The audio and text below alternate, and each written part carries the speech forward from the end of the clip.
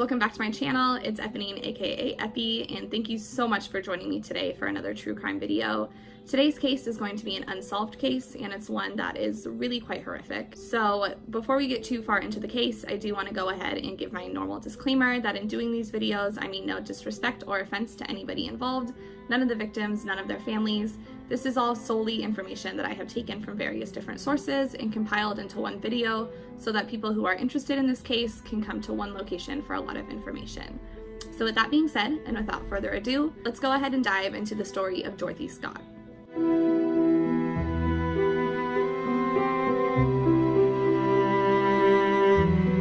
Now, Dorothy Scott was a 32-year-old single mother who lived in Stanton, California.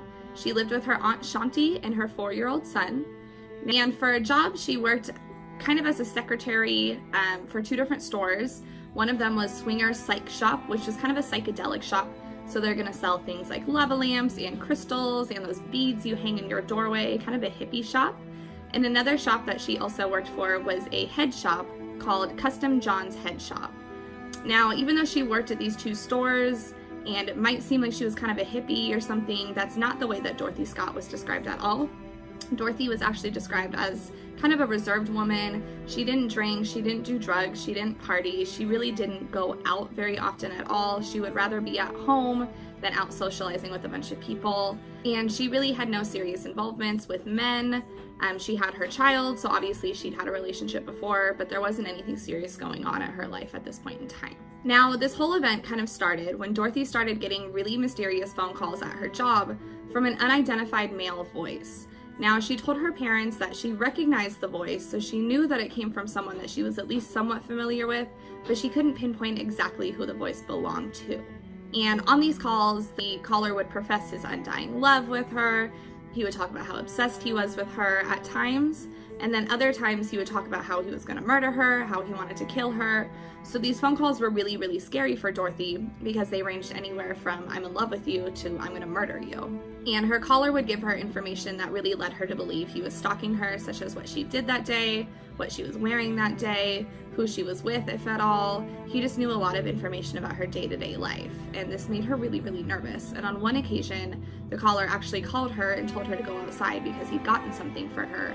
And on her car, she found a single dead red rose, which is just really, really creepy. So at this point, Dorothy was scared and she decided she wanted to be able to defend herself. So she signed up for karate and took a couple karate lessons and was actually considering getting a gun for her own safety. However, she didn't follow through with the gun part, and the karate lessons, unfortunately for her, did not prove to ultimately be very useful. So around 9 p.m. on May 28th, 1980, Dorothy Scott, who was feeling a little bit more confident with her karate lessons, but still really nervous about everything that was going on, was at a meeting after work with a bunch of her coworkers. Now, at this meeting, she noticed that one of her coworkers, named Conrad Bostrom, just looked really ill. He didn't look very healthy, and he had a weird red mark on his arm. So Dorothy was naturally kind of worried about him, and at this point, her and another coworker named Pam Head decided to take Conrad to the emergency room. So Dorothy stopped by her parents' house really quick just to make sure her kid was okay. She took off her black scarf, put on a red scarf, and they headed off to take Conrad to the hospital. Now, once they got to the hospital, it was determined that Conrad had a black widow bite and that is what was making him so sick. So after a few hours, he was prescribed some antibiotics and he was discharged.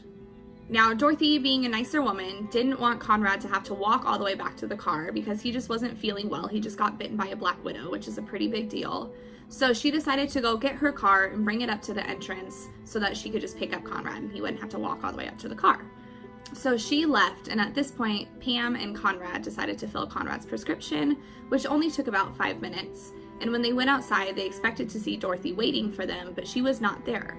So at this point, they decided to start walking out to the parking lot a little bit more to see if they could find her.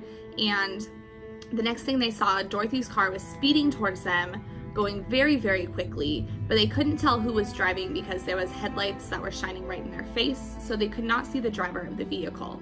Now, after the vehicle peeled past Pam and Conrad, it turned right out of the parking lot and sped off down the road. Now, Pam and Conrad thought, okay, this is a little weird, this is kind of suspicious, but they assumed that there must have been a reason for it, so they figured that maybe something had happened with Dorothy's son, and she just had to get out of there really quickly, and she couldn't explain what was going on with, she just had to go.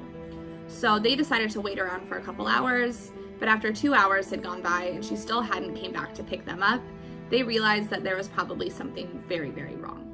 And at this point, they actually reported Dorothy as a missing person. Now, the following morning, so on May 29th, around 4:30 in the morning, Dorothy's car, which was a white 1973 Toyota station wagon, was found on fire and burning about 10 miles from the hospital, but there was no traces of Dorothy and there was no traces of anybody else in the car or just anybody else nearby whatsoever. Now, about a week after her disappearance, some weird things started happening to her parents.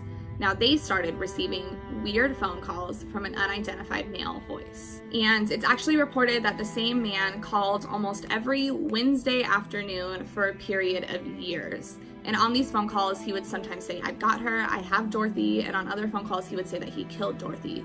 So the family is not only just really stressed out about these phone calls that they're getting, but they're stressed out because they genuinely have no idea what happened to their daughter at all. And it almost seemed as if the caller was watching the house because he really only called when Vera, who was Dorothy's mom, was home alone. He did not call when the father was home alone. And actually, in April of 1984, so 4 years after Dorothy's disappearance, he called and the father answered. And after this, the call stopped. He didn't want to talk to them anymore since the father answered the phone. And now, shortly after the phone call stopped, in August 6th of 1984, a construction crew discovered human bones lying next to dog bones in one of their sites. And now these bones were partially charred, and it's determined that they'd been there for around 2 years because 2 years prior there had been a brush fire that had swept through the whole area and just burned a lot of it down. Along with the remains, they also found a turquoise ring and a watch.